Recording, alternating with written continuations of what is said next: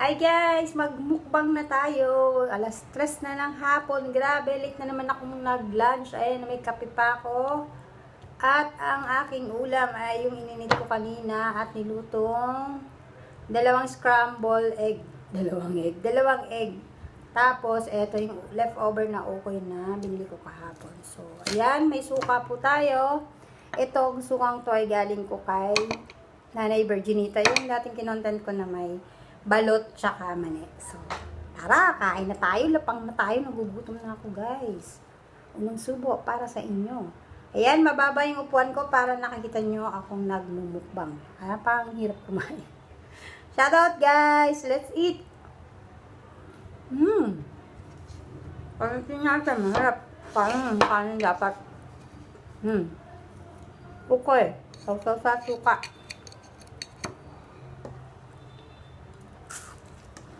Crunchy. Parang ang dami kong kanin. Mayroon yung kamay ko, nagugas niya ako. Nangangupat ng asin. Sabi nila, nagugas ka daw ng kamay, lagyan mo ng asin pag medyo na ano tayo. Ayan, malinis niyan. Egg.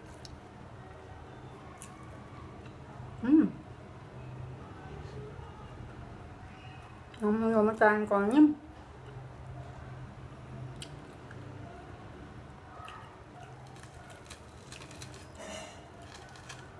Sabi nila, bawal daw magsalita pag kumakain. Shout out.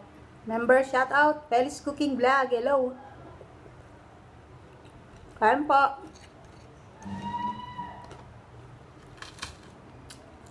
YB07. Ayan o. Shout out. Halog. Mix Vlog. Shout out.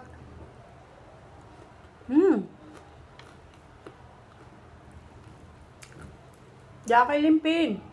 Shout out. Bising-busy ka. Biyo. Shout out.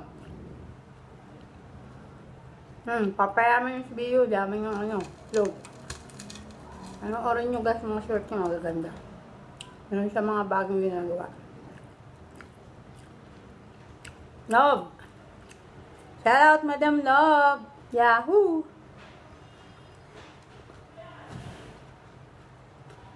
Shout out. Bisaya, Aliman, hello. How are you? Basta ka na. Mga ano ko dyan, avid viewers ko dyan. Shoutout ko yung member ko, si ate, ano, Iyas Meets Vlog. Hello po.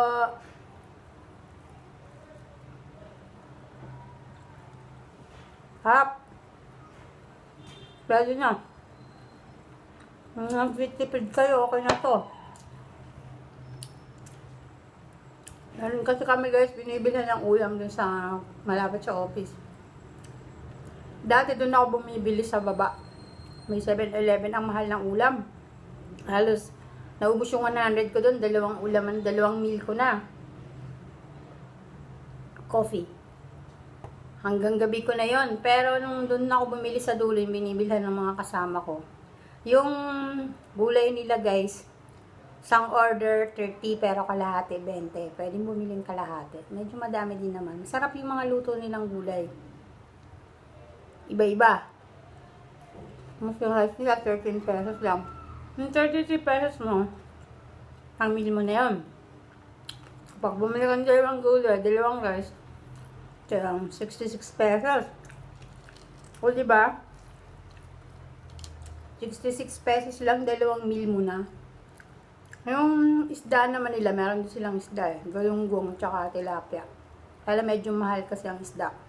Yung prito nilang tilapia, 70. Yung galunggong nila medyo mataas kasi mahal yung galunggong parang 80. Pero pwede na rin, tapos lagyan mo ng kalating gulay, dalawang rice, sa timing isda.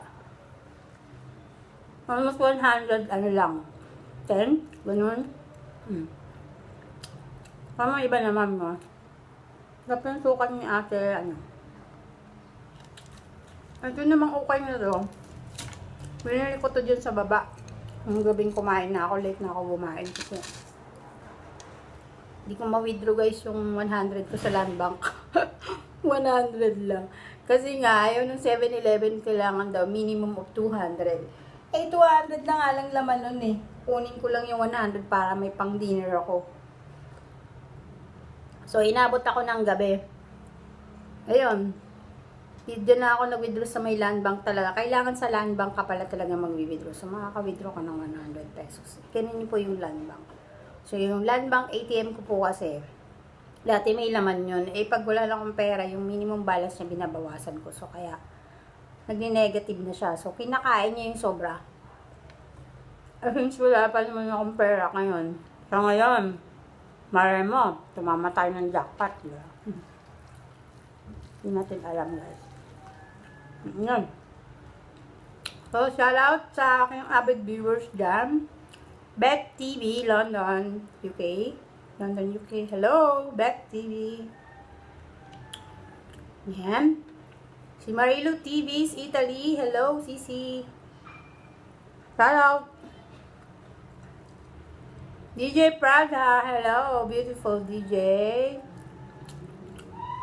She's now on USA. Mag-aaral po siya doon. Pero, galing po siyang Indonesia. Sa Indonesia po talaga siya. Tapos, Japan yung, ano niya.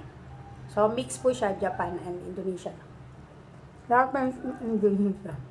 DJ Praga, shout. Ay, mga madalas ko nakita nag-comment sa ano ko. Kahit hindi po nagbabaral mga regular video ko dyan. Nakikita ko lang po yung mga nagko-comment. Mahalaga po sa akin yung comment, guys. Kasi dun po ako bumabalik sa mga comment nyo. Pero yung syempre yung mga regular viewers ko dyan, alam ko na yan kasi nakaka-count naman yung views ko. Kasi yung mga live streamer dyan, hello po, shout out. Sa ngayon kasi isa lang po yung phone ko, tapos bawal kami gumamit sa office, hindi kami pwedeng. Break time lang, silip lang, and then ina-off ko na po kasi yung cellphone, kaya medyo naiingat po tayo kasi suspended po yun pag nahuli ka po nagsa-cellphone sa pantry nang hindi mo naman break or hindi ka pa out. Diba? Imaginein mo. First offense nun, 5 days, and then 10 days, and then terminate ka na po siguro kasi yung kasama ko na ano, matigas po kasi ulo nun. Laging may business sa phone, kaya pati kami nadamay. Kaya yun, ano na niya yun, lesson sa kanya yun. So, shout out guys. Paul Calamarde, shout out. Hey, ano na? Sabi mo magpapatulo ka ng gitar, balik ka ng gitara kasi yung gitara ko hiniram. Kailangan may gitara ka para makapa mo ng maayos yung ano, mga chords. Kasi pag wala kang guitar, pag gusto mo lang matuto, hindi ka mabilis matututo pag wala kang equipment. Bili ka, mura lang naman yun yan. Nakal ka naman nag-overtime, madami ka naman pera, diba? So, shout out sa mga viewers ko dyan na hindi naman nag-comment. Salamat ha.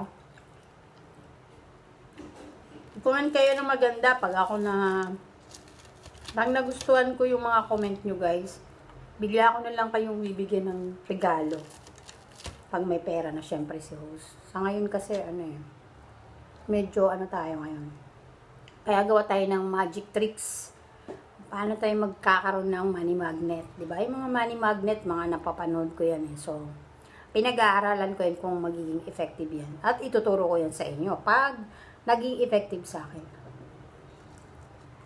Diba? Kagaya nitong coffee ko. Kasi guys, pag wala akong ginagawa, out na ako sa office, out na ako sa work, or weekend, pumupunta ba ako sa tinatambayan ko. Ito yun, no? Ayan, no? Ayan. Diyan! Mali, manood ka. Manalo ako ng jackpot, diba? Ayan. Ayan. Kasi, kailangan din po natin maglibang sa sarili, hindi puro trabaho. Isipin yung problema, kailangan po natin mag-relax. I-relax po natin yung ating sipan, katawan, para din po nakakapaglakad-lakad ako kasi pag puro trabaho, work, bahay, parang hindi na-stretch yung katawan ko sa ano. Kasi nung ginawa ko po ulit yan, parang akong napagod. Pero ngayon medyo nasanay na ako kasi gumagala ako sa mall, gumagala ako sa kalsada para makakuha po ko ng pang-content. Tingnan niyo po kung ano-ano na lang nalalagay ko, diba? So, malay niyo po, yung mga nakuha ko is makakuha ng maraming views. Yan. Malapit na tayong matapos. Parang ubusin itong ulam kasi hindi ko kaya eh.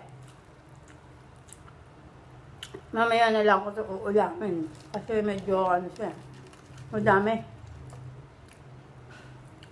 O ayan, hapon na ako nag-vlog. So malamang dinner ko nito, gabing-gabi na naman.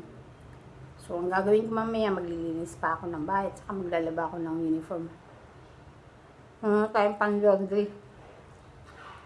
Mahal din magpa-laundry. 200 isang bag na dun sa shopping bag na ano.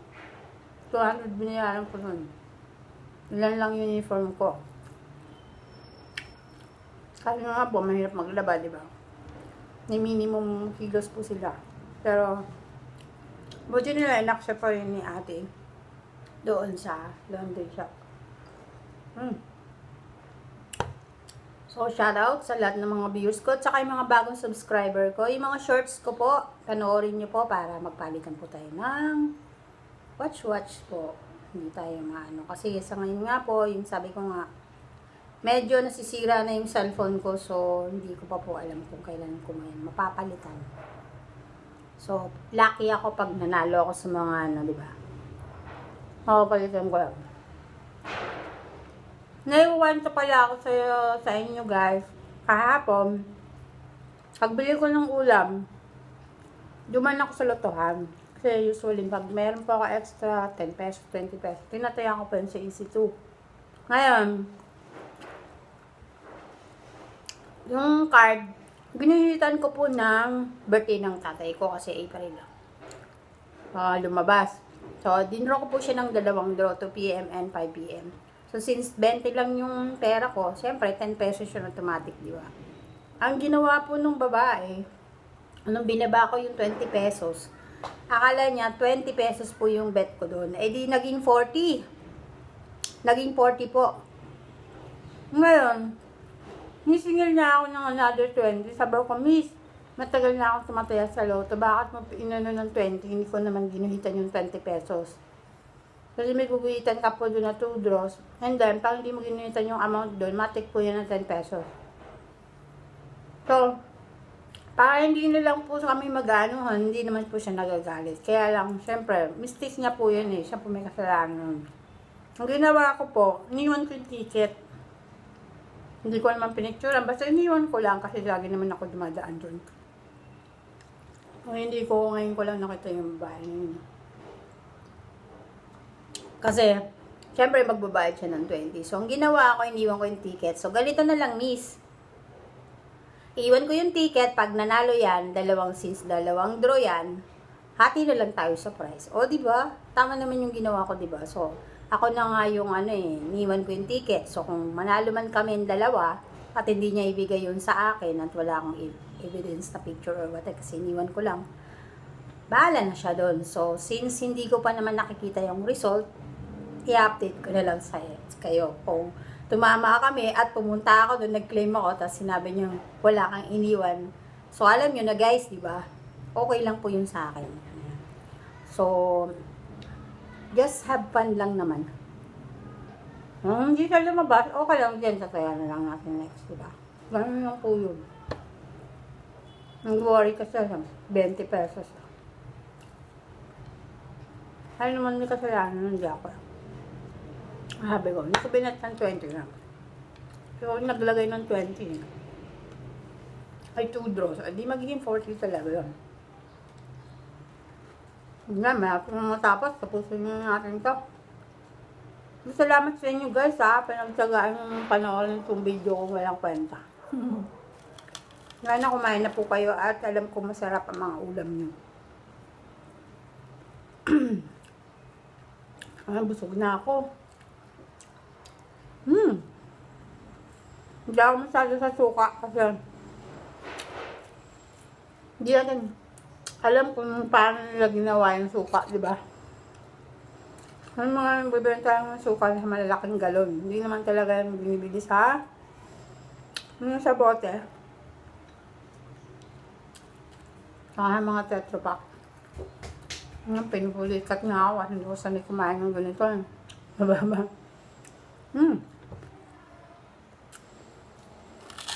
Kita nyo tuloy yung butas ng ilong ko.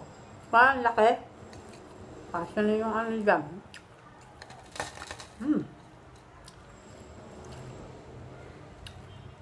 Tatlong subo na lang. Harap. Crunchy. Shout out sa mga mukbangers, taga-uma, mukbang TV, Yahoo. Sarap ng mga food niyan, grabe. Makakagutom sa kumain.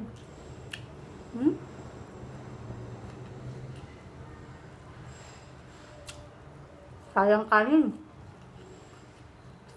Na magtampo sa atin ng grasya. Salamat po sa mga nagbibigay sa akin ng grasya. Lalo na yung mga taong hindi ko naman kilala nang bibigay sa akin ng pangkain. Salamat po, Lord. Thank you so much, guys. Thank you for watching. Keep safe, everyone. God bless. Ma.